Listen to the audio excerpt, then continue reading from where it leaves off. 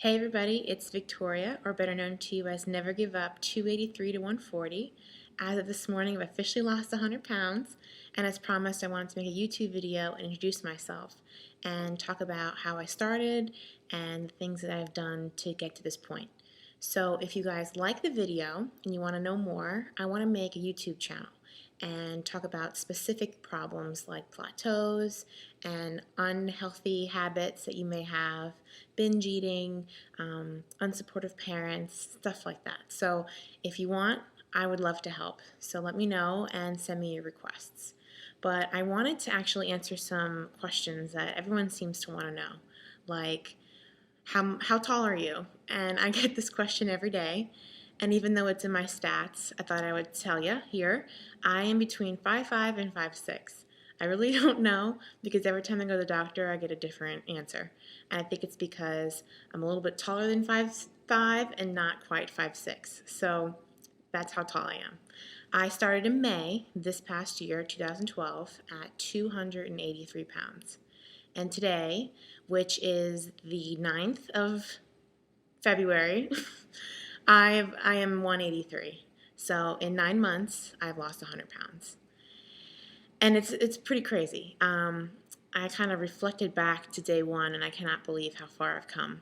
So I'm really excited to share it with you. I'm so happy I have such supportive followers. Your messages every day mean so much. And your questions keep me on top of my game. I love it because then I can think back to what it was like day one and try to help you as much as I can, which then helps me. So thank you for your questions. But the first thing I wanted to talk about is how I got to be 283 pounds to begin with. I have been heavy, or I should say, was heavy, because I want to be, thinking positive here, but I was heavy my whole life. As a kid, I was born at 10 pounds, 9 ounces, and was a chubby toddler, and then grew up to be a chubby kid and chubby teenager. So never knew what it was like to be skinny, never knew what it was like to be healthy. My parents were supportive in everything in my life, but we never could get on the healthy track. So fast food and processed food was just part of the everyday thing, and I didn't know any better. It was only until I went to college that I realized there's this world out there, a healthy world, and I knew nothing about it. My roommates would go to the gym all the time, and I kind of felt like I was missing something. So when I moved out of the dorms, I ended up finding that healthy lifestyle when I finally moved in on my own apartment. And I realized, okay, I need to get going here. But my rock bottom hit my 21st birthday. It was like 2 weeks of eating out and drinking and having fun. But I woke up and checked the scale and I was 283 pounds, which was a major jump because I had always been around the 260 mark from forever. Throughout high school, I was always like 260, which is still high, of course, but I think being close to 300 really scared me straight. So I want to talk a little bit about the events in high school that kind of made an impact on me, and one of them was having to quit the swim team because I was so heavy. I had swam for like 12 years, my whole childhood, and it was the only reason why I never went up to 300 because I was working out, but then going home, we would have McDonald's or fast food. We never really had home cooked meals because we were just so busy. And so, yeah, I'd work out and I was kind of like healthy, not healthy. I was fit, but I was still big. So I had an athletic ability and I loved swimming, but I was still the heaviest girl on the team. So senior year, we had gotten our suits for the new year, as we did every season, and I didn't fit into the heaviest one. And I had made a decision because I was so unhappy and so uncomfortable, and the locker rooms were always a dreadful experience that I wanted to quit. And it was sad because I loved swimming. It was my passion at the time, but I knew that I couldn't compete like I should. So that was a major event. Also, I couldn't go to prom. I bought a dress beginning of senior year, or like mid year, And my mom was like, oh, well, we'll buy it for you, but you have to lose a good 10 pounds to fit into it. Because at the time, I didn't fit into a size 18, 16, 18, I forget exactly which one. But when it came down to going to prom, I didn't fit into it. I didn't lose the 10 pounds. And so missed out on prom, which it was a little upsetting because I was the big girl, you know, but I kind of brushed it off. And I don't necessarily regret not going, but I hate that my weight caused me to miss out on opportunities. So that sucked. um, what else? Oh, okay. So I was the girl who would wear a black blazer, black t shirt or dress shirt, jeans in the summer, 90 degrees on Long Island in the summer. Never wanted anyone to see me in a bathing suit. I had really big arms, still do, even though I lost some weight and toned. My arms are still a problem. I hope actually they can go away because I want to be able to wear a bathing suit this summer. But I was the girl who would sit at pool parties and wear ridiculous clothing. And I knew I looked ridiculous. I felt ridiculous, but my weight was such a big deal that I didn't feel comfortable showing my skin. So that sucked. To this day, my family was like, "Oh, I remember you wearing, a dress with a big, thick, winter jacket or whatever." And it's embarrassing, but I've come a long way from that point. So I don't know if any of you guys can relate to that, but it sucks being the girl who can't wear the cute, skimpy bikini when everyone else is. So I hope this summer I can change all that. So that's something that's keeping me motivated. But let's talk about motivation, because that's a tough one. I get asked, well, how do you stay so motivated? And I think the ultimate motivation comes from within you. You have to want this bad enough. You have to find it in you to believe in yourself. And I say that a lot to my followers because it's so true. If you don't think you can do it, you're not going to. If you don't think that you're worthy of happiness or you're worthy of being tiny and having your dream body, then it's not going to happen. Your brain is a very powerful tool, and I was actually told that sometimes it can't determine what's true and what's not. So if you can envision yourself in your body that you want, if you can envision yourself crossing the finish line, seeing the weight drop on the scale, things like that, it's going to happen. It's going to take some time, but your dreams are going to come true as long as you know that they will. So the whole time, I've always known that I was going to be tiny. I still don't know what number I want to hit necessarily, but I always knew that it was going to happen. I just was so determined that nothing was going to come in my way. So the negative stuff from my family, falling while skiing and getting a concussion, pneumonia, all the things that have happened this past couple of months, I knew that I could overcome them. And I think that's really important to just have faith in yourself.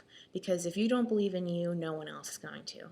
And when things get tough, if you think, oh, I can't do it, this is never going to happen, then you're going to yo-yo. That's where the yo-yo dieting comes in, because you try something out, and when it doesn't work, you quit. I mean, I've done a lot of risks. I've taken a lot of risks this past couple of months. I've done things like TRX. When I first started, I was like, this is not going to happen. I'm this bigger girl with this rope. Like, how am I going to be able to withstand the pressure of getting up there in front of everybody? And I think if you know you can do it and you just try, your body's going to adapt. And that's really important too. Is it might seem hard the first week. It might seem challenging to get through that really tough exercise, but it's going to get easier. So that's something that I've learned, is just stick it out, give it a month. If you hit a plateau, don't give up. I hit a plateau for 3 weeks. It killed me, because here I am promising a YouTube video, and I'm promising everybody I'm going to hit 100 pounds, and then the scale just stopped. So things happen. Take it from me, you will get through it. Stay positive. Anyone who comes in your life that's negative, just try to cut them out, or ignore them, or do your best to work around it, because a lot of it comes from jealousy, I found. I've had friends that are really supportive and wish me nothing but the best and actually will help me throughout the tough times, or people who are jealous and they wish they could do it. And because they don't think they can, they try to get negative with you. And so that's important to just let it go. Those who are meant to be in your life will, and those who aren't won't. And that's okay, because then you know who is true and who's not. So that's what I have to say about that. But my motivation came from a YouTube video. So how cool is it that I get to now sit here and make one of my own? Like I said, it was after my 21st birthday.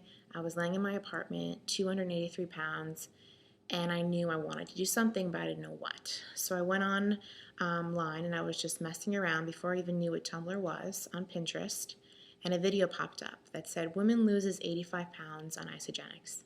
Clicked it. I ended up contacting the woman who then gave me a nutritional coach, Carrie, and my life has been and will be forever changed. She has been amazing. She has been my biggest support. And that's kind of why I mentioned coaching on Tumblr, because I believe that if you need help and you don't have support around you, that there can be people out there who can help you. And I've never met Carrie, but she's almost like family. We call each other almost every day, or some form of communication. And she has been such a huge blessing. I can't even imagine where I would be without her help. The program Isogenics has been my saving grace. It's taught me how to eat better, how to live a healthier life, how to live organically. And so if you want to know more about the program, I'll make another YouTube video about Isogenics. But from there, I want to talk about, a vision board. Like I had said, your motivation comes from within you. So what I did was, the first week, I sat down with a foam core board and I wrote down everything I wanted to do, all my accomplishments, what I wanted to look like, some inspirational quotes, stuff like that, and I posted it above my bed.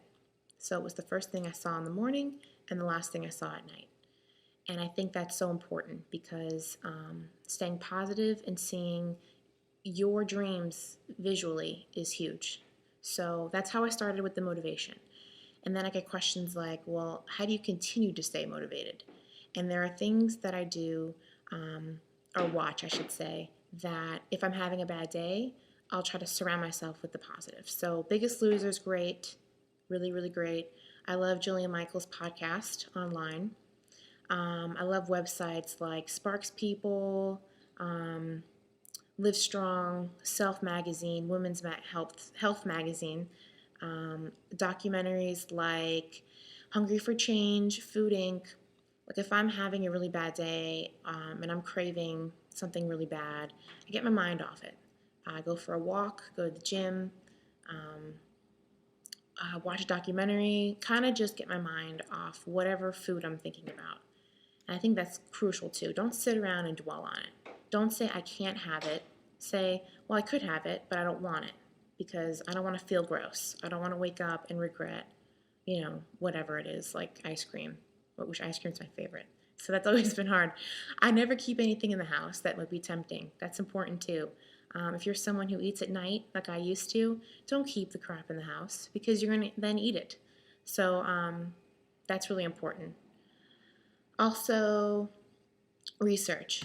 If you know why something's unhealthy and why it's not good for you, you're going to be more, you're going to be stronger in knowing why you don't want it.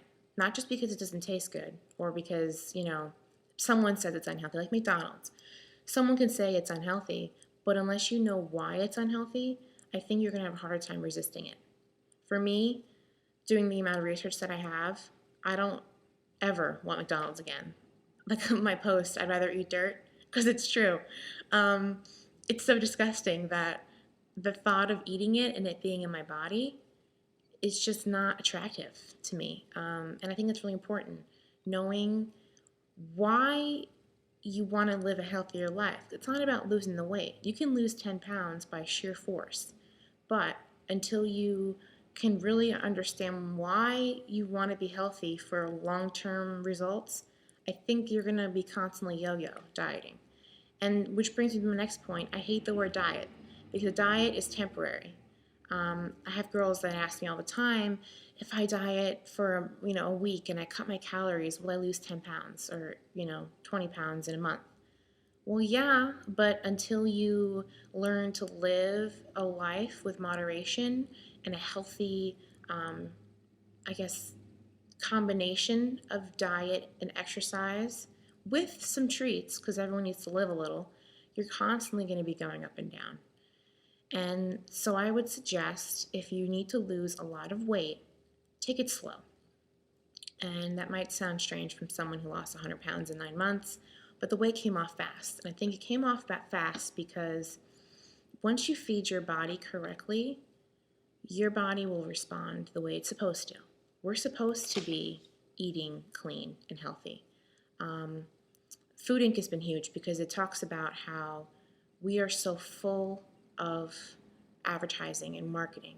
And there's these amazing products that get put in your face, like eat this and you'll lose 10 pounds, or it'll make you feel awesome. And it's not the case. It comes from a factory, it's a product. And that's really important to understand. And once I understood that, and I understand what clean eating meant, the weight fell off. And so I get all the time, well, what's your secret? And the secret is, I have no secret. It's just all about doing what's right for your body, doing what our bodies are supposed to do, digest healthy food. And so that's really it. I have no tricks up my sleeve. I think isogenics has been a huge part of the process. It's all about cleansing, and I think cleansing is huge. But as long as you do it in a healthy way, cleansing all around can be great. So find what's right for you. And I'm here if you ever want to talk about anything. I would love to support you in your journey. If you're looking for a coach, someone to talk to you often, either every day or once a week, I want to be that for you. I want to pay it forward. I feel like I found a passion for nutrition and I want to share it. So contact me anytime. If you want more videos about specific things like eating clean and working out, or other things in my life, just ask and I will make another one. But I want to thank you all so much for your support. 100 pounds and going. By the summer, I want to be 130. That might be pushing it. So stay tuned. And as I progress, I will keep you up to date. So good luck, everybody, and stay positive.